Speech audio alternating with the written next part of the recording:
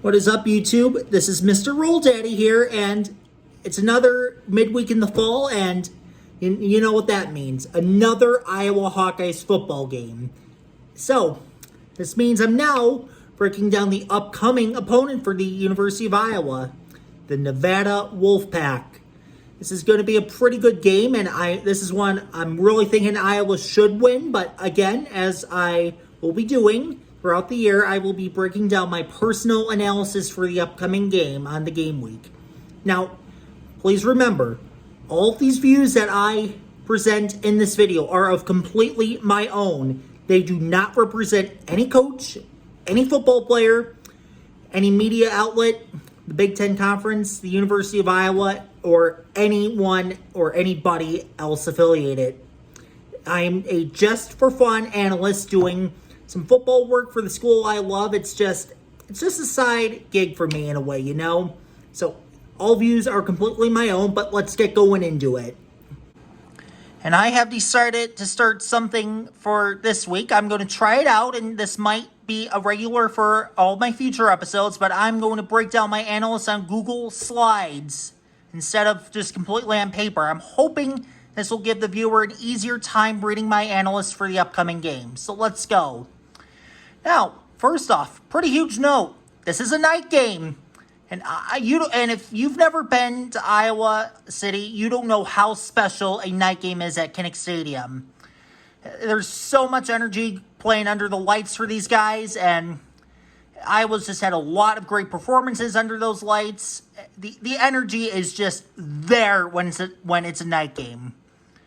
When the Hawks are rocking out to Back in Black, everyone has been waiting all day. They are just freaking ready to go. So this is going to be a special game this week because it's at night. Now, here is my basic roll key. Again, this is my main and big message for every game. So last week, it's just over and done with. It was not the result anyone from the Hawkeyes had wanted. I never wanted to see that day come. But unfortunately, it happened. But guess what? Last week is just over and done with. The Hawks need to just move forward. Forget about last week. And I said this last week, and I'm going to have to say this again. The Hawks just have to ignore the media and the naysayers. If they're listening to everyone who is saying all this stuff, it's going to get to their heads, and it's going to show. So they just can't be listening to these people who are saying all this stuff about the team. Now, momentum. It's got to come from within because, look, Iowa is a good program through and through. These guys put it together, and I've seen it happen over the last 5 years. They've had some rough moments, but yet they just put it together. They just have to do it themselves, just not let anyone else's opinions that may say other things about this team get into their heads. So their momentum has just got to come from within, focus on the positives, and focus on just winning the game and doing things right. If all those things add up, then it equals a Hawkeye victory like I have seen time and time again. Now, here's my first offense roll key for this week. Adjustments. So, look, you have to make adjustments in games, and whenever it is needed, the offensive strategy needs to be adjusted. I mean, it's a huge part of football. Teams can do whatever they want and can call whatever they want. And Brian Ferentz, I mean, he's got to make some better play calling too. It can't entirely be on the players. There's got to be some better play calling involved too. Adjustments are a huge part of the game. Make the mid-game adjustments as needed. And the quarterbacks, they cannot be afraid to make those adjustments either. Again, like things change throughout a game. There's different scenarios that happen, so adjust as need be. Now, another huge point. This is something my high school football coaches really touched up on. Execution. I played on the offensive line in high school. And my offensive line coach, who was also our offensive coordinator, could not stress enough some of the very simple things that need to be done in order to get a game won. And these are some things I remember back from my high school days. So, key blocks, make them, short completions, complete them, ball security. Don't fumble the ball, and don't commit any costly penalties or any at all. Just avoid them. Those are basic things that are going to go a long way in helping score points. And again, that is what I was taught from my days of high school football. And execution on offense is really going to go a long way. Because 7 points won't always keep you in the game. And I remember one game my junior year of high school, we got down to the goal line, executed pretty well, but on a 4th and goal could not convert from the 1 yard line and lost by 9 points. Ended up being a huge difference. So execution has got to be there on offense this week. So now, here's my third roll key of the week. Iowa needs to gain at least 300 yards on offense. No less. I mean, look, 300 yards is a solid number, and this can absolutely get done. Just executing and adjusting. If those two things go right, then 300 yards is really a reasonable goal. And it's very reachable as well. 300 total yards passing and rushing at the end of the game. That is what I would want to see for the Hawkeyes, to show the promise in the yardage numbers. Now, another big thing.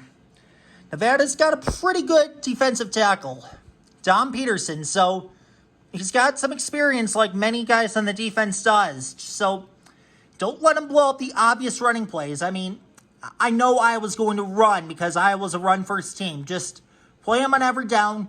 Don't let him be the one who's always disrupting the run game this week. Now, I was looking at Nevada's team.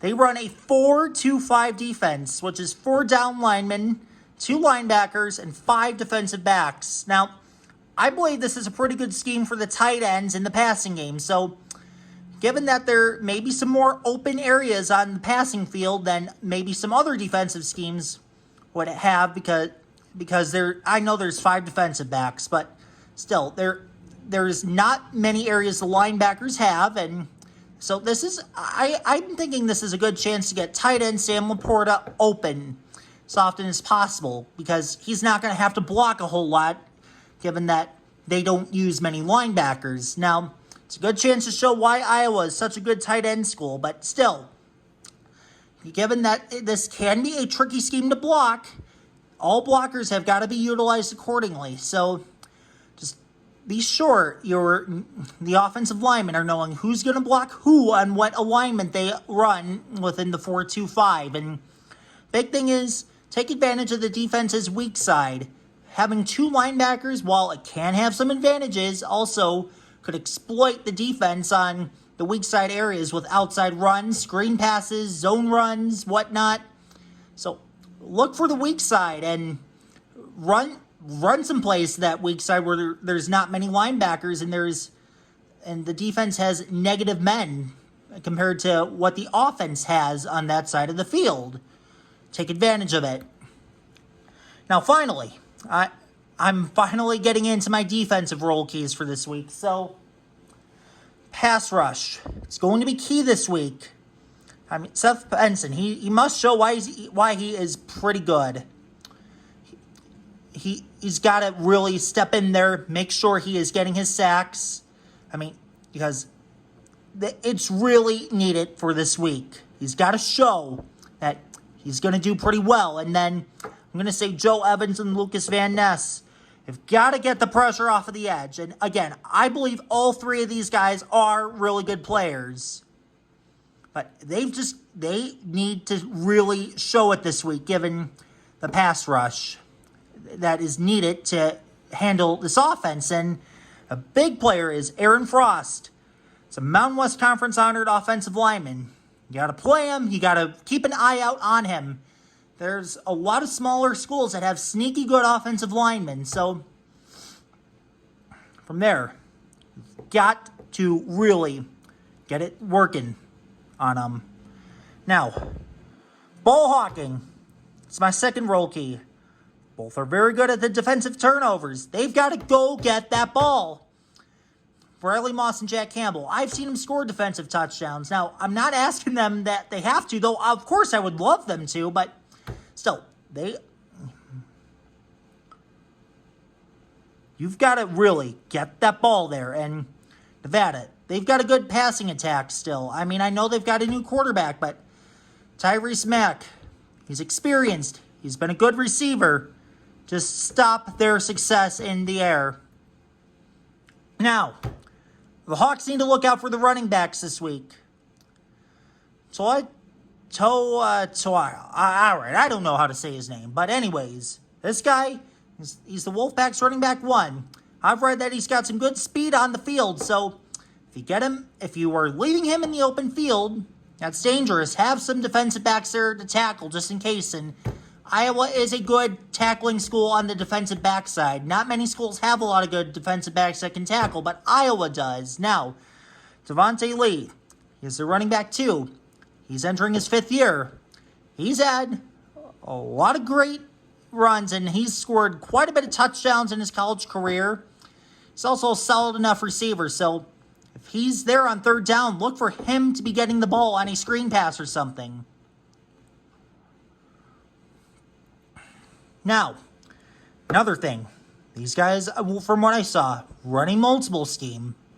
Now, this means the team's got to have many plays and many schemes that they're going to run. And this is something that teams will do to confuse. All right, I should have said confuse the defense there, but still. Teams run multiple scheme because they want to confuse the defense. Iowa needs to be prepared for anything that they've got to run. Now, this is a means of taking on whatever they decide to run each play. I mean, you never know. They might run multiple tight ends. They might spread receivers out. They might have a couple of running backs. You've got to be prepared for anything. Now, my X Factor Role Key of the Week. Nevada, they have plenty of experience. So, many starters on both sides of the ball. They've got junior or higher status. I looked at their depth chart. They've got the experience, and especially considering a good number have been with this program for a little bit. So, they're experienced. They've got guys who know how to run their plays. Now, the kickoff team. You got to be coming out to play if you're on kickoff, playing for the Hawks this week. Jamal Bell. He is a kick and punt return man for Nevada. He's got over 1,000 return yards in his career. That is what I was reading. So, don't let him run back any kicks or punts for some big games. Just neutralize him on the return team. Now, this is Rolldaddy's Big Roll of the Week. Again, this is something I do every week. That's a surprise tactic, trick play, or an interesting strategy that I would utilize this week if I was an Iowa coach that could catch the opponent off guard and give an advantage to the Hawkeyes. Utilize fullback Monty Potty Bomb. So, fullbacks are dying breeds. Teams don't really use them anymore, but Iowa, they still do. And, Potty Bomb, he's a pretty solid player out there. And I'm going to say use him in the running and the passing games. But also, I'm going to say line him up on tight end a few plays. Confuse the defense. But don't make them think you're going to throw to him. Use him as a blocker. Make them think Petrus or anyone playing quarterback is going to throw to Pottabomb. Now, thank you very much. I've only started growing this channel and this program. I truly appreciate your support, and it means a lot to me that you're watching. There's only further room for growth out here. Now, let's go watch this Hawkeyes win. Again, Kinnick at night is so special, so if you're going to the game, I'm going to ask you this. Be loud and be proud. And you got to show Nevada that they've got no clue at what's coming. I know this is one of those games where I was probably paying Nevada a lot of money to come play there. And Nevada's very eager for this opportunity. But just if you're going to this game, just prove to them that they've got no idea what's coming. Thank you very much, and I appreciate you watching. Have a good night, and let's go Hawks!